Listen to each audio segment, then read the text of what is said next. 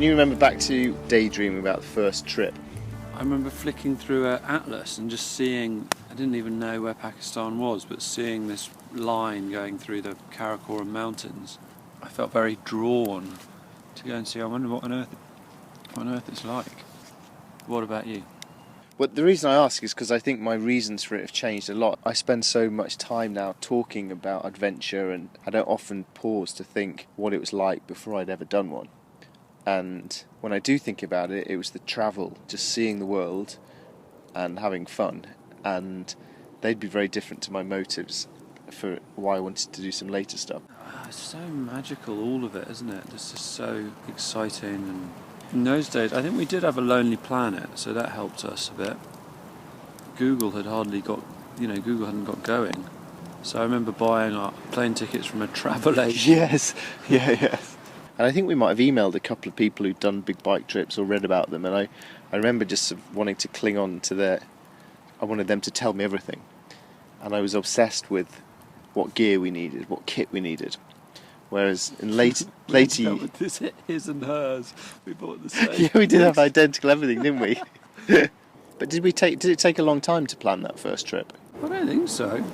I mean, we bought the bikes. We went on our little training trip around Scotland, and the first night we were worried someone would either tell us off for camping or steal our bikes. So we carried the bikes like halfway down that huge ravine and like locked the bikes to a tree with massive D-locks.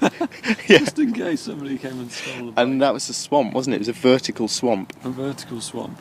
And then we lost the tent poles. You lost the tent poles. That was an amazing trip, That then. was a great trip. Yeah. And then we bought the tickets and off we went. I think we planned it we probably got it about right. You just need to do enough planning to get you to be brave enough to set off, really, don't you? So, were you conscious of having anything that specifically influenced the way you acted and made decisions and did stuff? I mean, the two adventurers I always read was Benedict Allen and Ranulph Fiennes. It's so different, but it still gets you into that mindset of let's go and do something crazy and we'll figure it out as we go along. I think the OTC, the army, had quite an impact on me in terms of trying to become tough.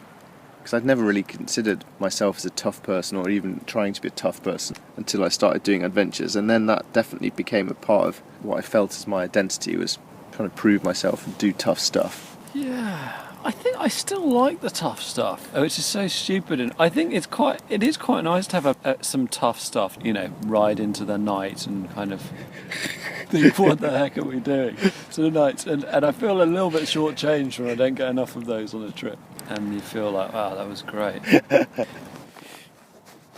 Do you look back on Siberia as being a brilliant trip, cycling through Siberia in the wintertime? Yeah, I do. Do you? It was hard. It's a great memory, remembering pushing yourself to the limit. It was a proper adventure. It was a proper adventure where the stakes were quite high. Yeah. And that was a great trip. I think taking on a scary challenge is so appealing. But I think maybe now we're getting older, we're less keen on dying. I think to find things that are scary without likely to end in death is quite a good, yeah.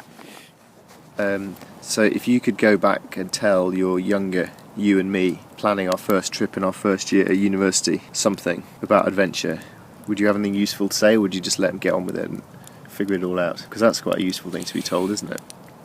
And yeah, do more while you're young. I think more time, less money, but just less commitments. When you married, family, that kind of thing.